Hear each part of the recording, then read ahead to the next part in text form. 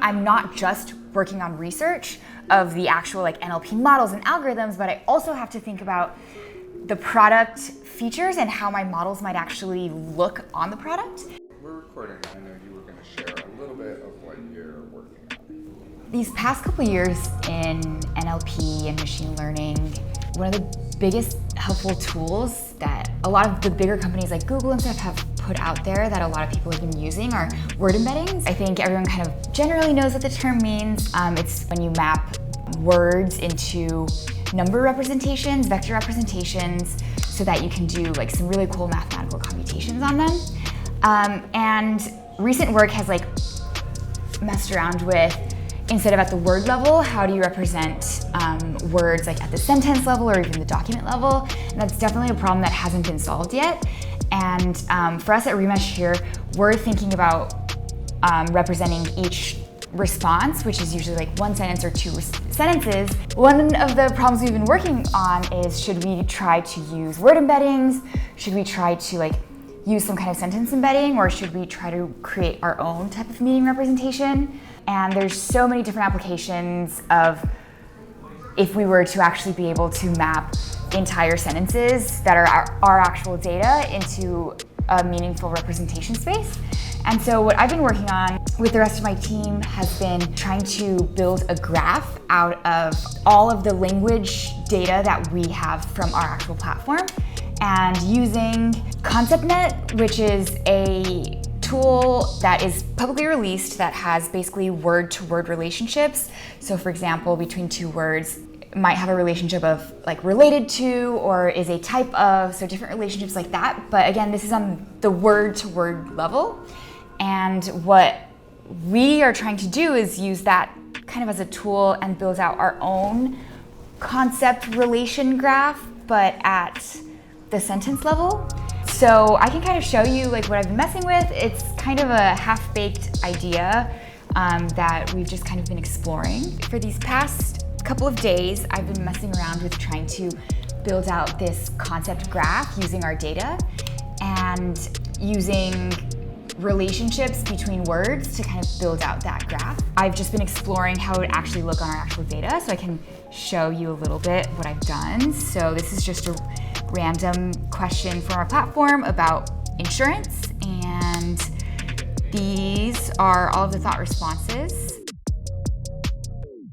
And these are the actual relations that you get from ConceptNet, which is the biggest tool that we're using to build this out. But again, these relations are annotated on a word-to-word basis, and we're trying to build out a graph that's on the sentence level or the thought level, basically. So here, what I'm doing is I'm identifying different types of parts of speeches so that we're not making connections between, for example, is and are, and words that we might think that don't have as much semantic information that we want our graph to be based off of, as opposed to verbs like running and nouns maybe. We hypothesize that the graph is going to be much more informative for our uses in terms of if we want to cluster based on topics or based on how people feel about a certain topic. I think it's important to consider the part of speech. So here we are just extracting all of the concepts from ConceptNet and iterating through each of the tokens in each thought and building connections between two thoughts if any of the words in either of the thoughts have any relations. And then we are also building out different nodes for the actual concepts themselves. So you can imagine this graph has two types of nodes: the concepts themselves, which is at the word level, and then also nodes that represent each thought. And so it's gonna be a really, really dense graph, but the idea here is that we can cluster based on the graph, based on the connections, or based on different weights because of the relation types, or we can even query into it, which is kind of what I was messing around with, which I'll show you now. So here, just creating the nodes, creating the edges, and then, so again, this is the question, and then we can build out these edges. Let's do,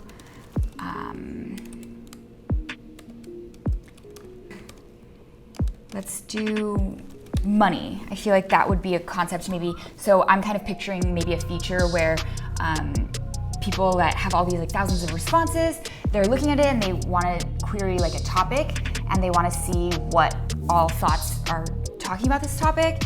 And so my idea is that based on this really, really dense graph, we can pull out this graph, which is what we've built here. And you can see here the nodes circled in black is just the queried concept.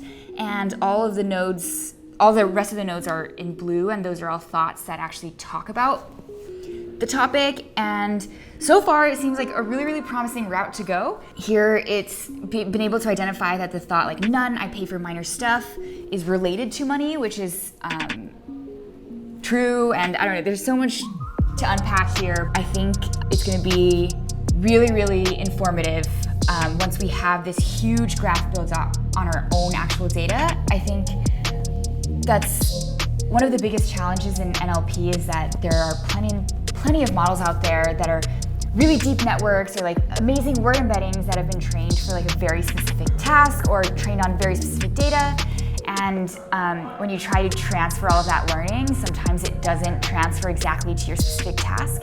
So I'm really excited to work on building out this graph that is actually using our data so that I know that when we try to build a feature on top of the graph, it is going to be exactly tailored to the data we're going to see when we want to use that feature next.